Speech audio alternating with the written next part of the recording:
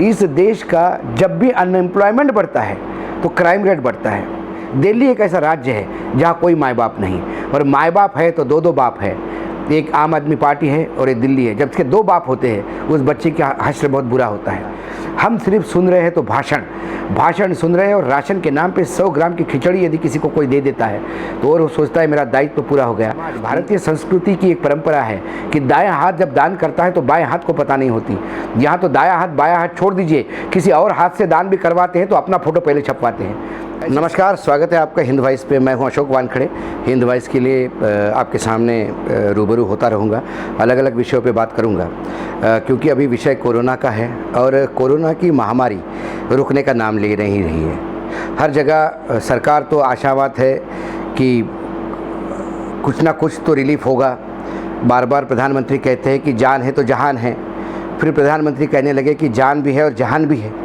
इस जहान के चक्कर में लॉकडाउन भी ओपन हुआ है, काफ़ी जगह ढील दी गई है। पूरे देश में राज्यों को इंडिपेंडेंट दिया है कि आप अपने हिसाब से खोल सकते हो जैसी जैसी चीज़ें आपको खोलनी है।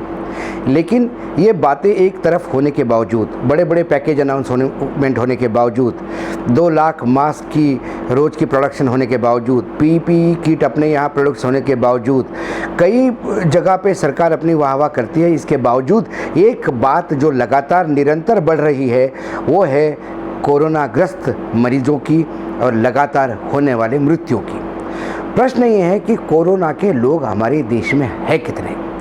बार बार हमारे यहाँ मीडिया भी छापता है, हम लोग भी कहते हैं कि हमारे नंबर अब 5वां नंबर है। अब हम देश विश्व में 4थे नंबर पे हैं, अब विश्व में 3रे नंबर पे है, और अब कोरोना के यहाँ हमारे यहाँ मरने वालों की तादाद कम है। प्रश्न 2-3 बहुत सामने रखने पड़ेंगे। जिन देशों की हम बात करते हैं, कंपैरिजन करते हैं, उस देशों की लोक संख्या और देशों का साइज़ हमारे देश के कई जिलों से भी छोटे हैं, तो उनसे हम कंपेयर नहीं कर सकते। सबसे अहम बात है टेस्टिंग की। हमारे यहाँ एक ट्रेंड देखने को मिल रहा है, जहाँ जहाँ कोरोना की टेस्टिंग हुई है वहाँ केसेस बढ़े हैं। हमारा जो मंत्रालय है, आरोग्य मंत्रालय, वो बार बार ये कहता है, सचिव आरोग्य है जो केंद्र के, उन्होंने ये बात कही है कि हमारे यहाँ 80% लोग असिम्प्टोमेटिक है। मतलब 80% लोग ऐसे हैं कि जिनको कोरोना हुआ है लेकिन कोई भी कोरोना के जो दिखने वाले कारण हैं वो नहीं दिखाई देते। ना उनको बुखार है, ना खांसी है, ना उनको सर्दी है, ना उनको किसी तरह से तकलीफ़ है, लेकिन कोरोना से वो ग्रस्त है। इसका मायना ये है कि जिसको कोरोना हुआ है उसकी इम्यूनिटी सिस्टम इतनी अच्छी है कि कोरोना शरीर पे अटैक करने के बावजूद भी शरीर का कोई बिगाड़ नहीं पाया। वो कोरोना ग्रस्त है लेकिन वो कोरोना से तकलीफ़ में नहीं है, कोरोना उनसे हार गया है। लेकिन हाँ, ये बात भी उतनी ही सही है कि कोरोना उनके पास है तो वो कोरोना के कैरियर साबित हो रहे हैं, वो कोरोना एक दूसरे को दे सकते हैं। सवाल ये है कि इस देश में 80% लोग इम्यूनिटी के साथ हैं। हम बार बार कहते हैं कि एक नया आंकड़ा मार्केट में आया है आज कि जितने लोग कोरोना से ग्रस्त हैं उससे और जितने लोग मर रहे हैं उससे कई तादाद में ज़्यादा आंकड़ा जो है वो कोरोना से ठीक होने वाले का है। बहुत बढ़िया है। इस आंकड़े को ना मैं धुतकार रहा हूँ ना कोई और नकार रहा है, लेकिन इसके मायने ये हैं कि कोरोना की ना दवाई है ना कोई इंजेक्शन है। कोरोना का सिर्फ एक सप्लीमेंट्री ट्रीटमेंट है कि यदि आप सांस लेने में तकलीफ़ है तो आपको ऑक्सीजन दिया जा सकता है। इससे ज़्यादा और कोरोना की कोई चीज़ नहीं है। हर जगह कोरोना के एक्सपेरिमेंट हो रहे हैं, और कोरोना के एक्सपेरिमेंट और कोरोना की जो चीज़ें आ रही है, यदि वो आप सुबह से एक लिस्ट देख ले तो मुझे लगता है सुबह से शाम तक इंसान खाना नहीं खाएगा। सुबह उठते से वो तुलसी का काढ़ा पिएगा, उसके बाद दालचीनी खाएगा, उसके बाद लौंग खाएगा, उसके बाद काली मिर्च खाएगा। वो इतना बड़ा प्रोटोकॉल है उसका कि पूरा खाते खाते उसको शाम हो जाएगी, उसको पता ही नहीं पड़ेगा कि दिन चला गया है। लेकिन ये बातें तमाम इसलिए आ रही है कि जहाँ जहाँ जिस चीज़ से थोड़ा बहुत फ़ायदा हो रहा है वो सामने ला रहा है। ये बात बार बार सामने आ रही है कि शरीर की इम्यूनिटी जिसकी अच्छी है वो कोरोना को हरा पा रहा है। और इम्यूनिटी अच्छी करने के लिए धूप, खान पान में अच्छी चीज़ों का होना, ये तमाम चीज़ें जो है, जो प्रोटोकॉल बोलता है, जो चीज़ें चाहिए है, कुदरतन हमारे देश में हम सभी लोग उसका उपयोग करते आ रहे हैं। यही कारण है कि 133 करोड़ का ये देश विश्व में नंबर 2 पोजीशन पे है हम पॉपुलेशन में। इसके बावजूद हमारे यहाँ कोरोना के मरने वालों की संख्या बहुत कम है।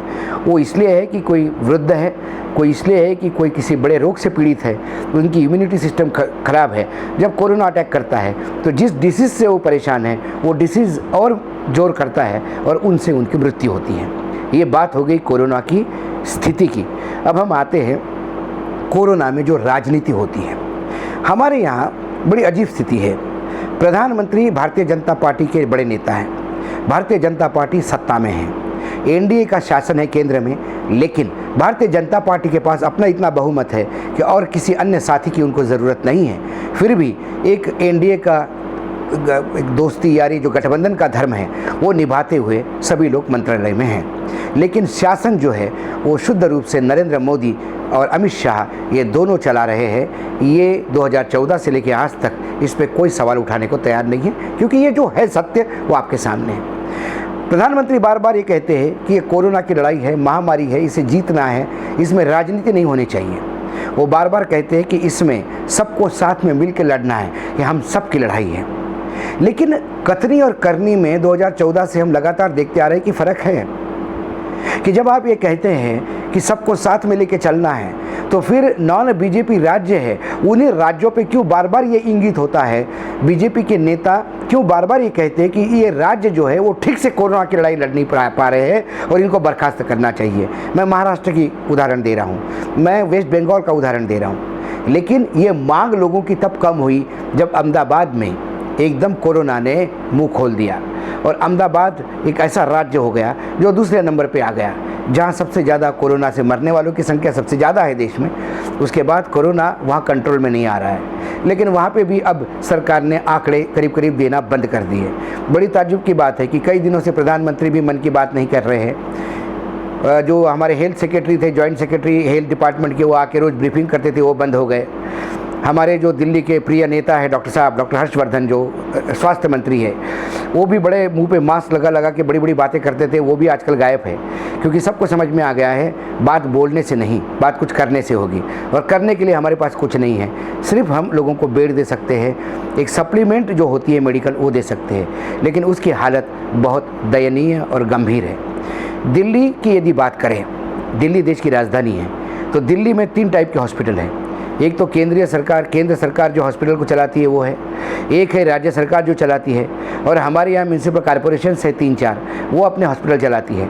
म्यूनसिपल कॉरपोरेशन में बीजेपी है, राज्य में आम आदमी पार्टी का शासन है और केंद्र में भारतीय जनता पार्टी शासित है। ऐसे में, और दूसरी सबसे बड़ी बात है कि दिल्ली ये पूर्ण राज्य भी नहीं है। यहाँ जो लेफ्टिनेंट गवर्नर है वो हमारे मुख्यमंत्री से ज़्यादा पावरफुल है, ये हमने कई बार देखा है, क्योंकि सत्ता उनके पास है, गृह मंत्रालय दिल्ली पे राज करता है। ऐसे कन्फ्यूजन स्थिति में जहाँ हर एक को मालूम नहीं है कि रोल किसका है, ऐसे जगह पे एक दूसरे पे ठिकरा फोड़ना बहुत ईजी हो जाता है। दिल्ली में जब चुनाव हुए तो केजरीवाल बार बार कह रहे थे कि एजुकेशन और हेल्थ, इन 2 चीज़ों पे हमने बहुत अच्छा काम किया। लोगों को भी लगा मोहल्ला क्लिनिक हो या स्कूल हो, अच्छा काम हुआ है। उसके बाद पानी, बिजली, इस पे लोग खुश थे और केजरीवाल फिर वापस आ गए। थोड़े बहुत कम एमएलएस थे, ज़्यादा फर्क नहीं पड़ा। बीजेपी के जहाँ 3-4 थे वहाँ 10-12 हो गए, लेकिन सत्ता में आज भी निर्विवाद रूप से केजरीवाल है। लेकिन केजरीवाल भी क्या करे, कितना करे? केजरीवाल जो सोचते हैं वो नहीं करते। मैं उदाहरण के तौर पे बता दूं, आज आपका कोई दिल्ली का आदमी इस स्थिति में नहीं है कि वो राजस्थान में जाके इलाज करवाए। आज ये मैं कहूँ कि मेरा सगा भाई राजस्थान में बहुत बड़ा डॉक्टर है या मेरे परिवार का बड़ा हॉस्पिटल है, मैं वहाँ जाना चाहता हूँ, वह वहाँ नहीं जा पाता, क्योंकि राजस्थान सरकार ने अपनी बॉर्डर सील की हुई है। कई राज्य हैं जिन्होंने अपनी बॉर्डरें सील की हुई है, लेकिन दिल्ली एक ऐसा है जिसका कोई माँ बाप नहीं। दिल्ली बॉर्डर सील करता है या दिल्ली कुछ बोलता है तो केंद्र बोलता है क्यों करते हो? क्योंकि यहाँ आम आदमी पार्टी और बीजेपी की एक लड़ाई है, और इस राजनीतिक लड़ाई में पीसता है तो ये दिल्ली जो दिल्ली का वासी है, दिल्ली का रहने वाला है। दिल्ली के मुख्यमंत्री ने कोई गलत बात नहीं कही थी। उन्होंने कहा था कि हम दिल्ली की, हमारी एक पॉपुलेशन है, मेरे मतदाता है, मेरा दायित्व उनके प्रति है। यदि यहाँ पे मेरे पास ज़्यादा सुविधा नहीं है, बेड्स कम हैं, मैं रेलवे डिपार्टमेंट ने मुझे एक रेलवे मुहैया करवाई है जहाँ मैं कम से कम 600-700 लोगों को क्वारंटाइन करवा सकता हूँ। ऐसे स्थिति में यदि मैं ये कहूँ कि दिल्ली बाहर वालों का इलाज दिल्ली में ना हो तो ज़्यादा अच्छा है, ऐसे में एलजी का ये कहना कि ये संवैधानिक रूप से संकट पैदा होगा, दिल्ली में सभी का इलाज होगा। और मुख्यमंत्री ने कहा कि ठीक है, कोरोना की लड़ाई है, हम आपसे लड़ाई नहीं करना चाहते, आइए आप जैसा चाहते वैसा होंगे। मैं एक आज पूछता हूँ एलजी को एक सवाल, यदि कल मुझे यहाँ बेड नहीं मिला या दिल्ली वालों को बेड नहीं मिला तो क्या एलजी इसका बेड की व्यवस्था करवाएंगे? क्या एलजी मुझे यहाँ से राजस्थान पहुँचाएंगे? क्या मुझे उत्तर प्रदेश के नोएडा में बेड की व्यवस्था करवाएंगे? ये नहीं करवा पाएंगे, क्योंकि वो राज्य अपने बलबूते पे, वो राज्य का दायित्व अपना है, वो अपना राज्य अपने राज्यों के लोगों की केयर करेगा। दिल्ली एक ऐसा राज्य है जहाँ कोई माँ बाप नहीं, और माँ बाप है तो दो दो बाप है, एक आम आदमी पार्टी है और एक दिल्ली है। जब के दो बाप होते हैं उस बच्चे का हश्र बहुत बुरा होता है, क्योंकि किसके माने किसकी नहीं माने, ये मैं बहुत क्रूर भाषा में बोल रहा हूँ, क्योंकि ये गुस्सा जो मेरा है, ये जो भाषा मैं यूज़ कर रहा हूँ वो इसलिए है कि जब मैं देखता हूँ कि एक महिला अपने पिता को लेके सुबह 5 बजे से रात को 8 बजे तक 10 हॉस्पिटल घूमती है, कहीं इलाज नहीं होता और उसकी मृत्यु होती है। इस दिल्ली के पुलिस वालों को हम कोरोना वॉरियर्स कहते हैं। हमारा एयरफोर्स उनके ऊपर फूल बरसाता है, प्रधानमंत्री टाली और थाली बजवाते हैं और लोगों को कहते हैं कि इनका सम्मान करो। लेकिन जब एक मेरा पुलिस वाला, जब वो कोरोना से ग्रस्त है तो वो भी बेचारा हॉस्पिटल के चक्कर काट काट के परेशान हो गया, अल्टीमेटली उसको भी अपने प्राण त्यागने पड़े, लेकिन जो कोरोना वॉरियर है उसको भी हमारे यहाँ जगह नहीं मिली अस्पतालों में। ये आज कोरोना की स्थिति है। एक हमारे पत्रकार मित्र झा साहब, वो बीमार हुए, उनके सास ससुर उनको मिलने आए थे, लॉकडाउन के चक्कर में घर में फंसे रहे। पहले ससुर को कोरोना हुआ, उनकी डेथ हुई, सास को कोरोना हुआ, 2 दिन बाद सास की डेथ हुई। अब झा साहब को, उनके पत्नी को और उनके दोनों छोटे बेटियों को कोरोना है। झा साहब पत्रकार होते हुए भी, कई दोस्तों ने मदद करने के बाद भी इस दिल्ली में बेड की व्यवस्था नहीं हो पाई। अंतिम स्थिति ये आ गई कि उन्होंने एक वीडियो जारी किया सोशल मीडिया पे कि शायद अब मेरे पास कोई चारा नहीं है आप लोगों से मदद मांगने के लिए। वो वीडियो देखकर राहुल गांधी ने वो वीडियो ट्वीट किया। इसके बाद बहुत सारे संगठन सामने आए और अल्टीमेटली उन्हें एक बेड की व्यवस्था की गई। तब उन्होंने कहा कि उस बेड पे किसको रखूं, मैं रहूं, पत्नी को रखूं या बच्चों को रखूं। अल्टीमेटली सरकार उन्हें 4 बेड नहीं दे पाई, अंत में उसके घर में ही इलाज शुरू हुआ।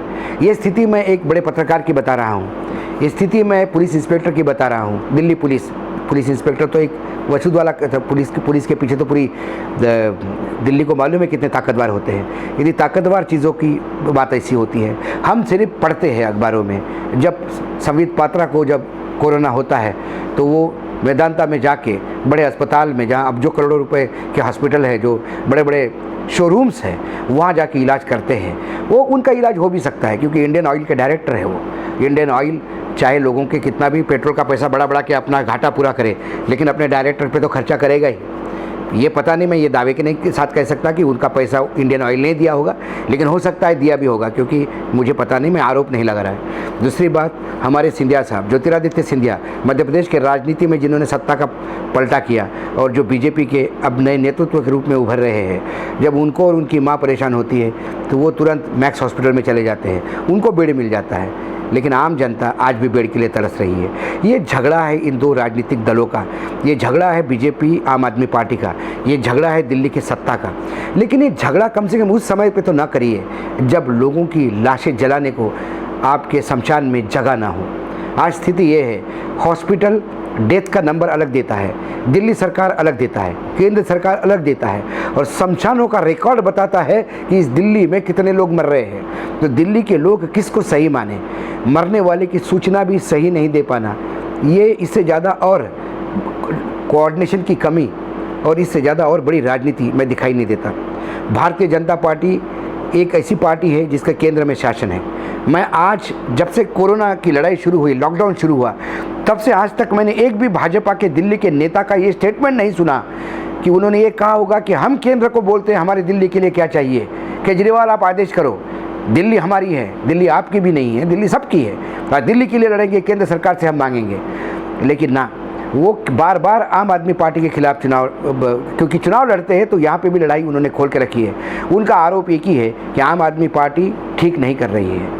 बार बार नए रोज़ सोशल मीडिया पे आरोप लगाते हैं, रोज़ 10 जगहों से प्रेस रिलीज आती है कि आज सरकार यहाँ फेल हो गई, सरकार वहाँ फेल हो गई।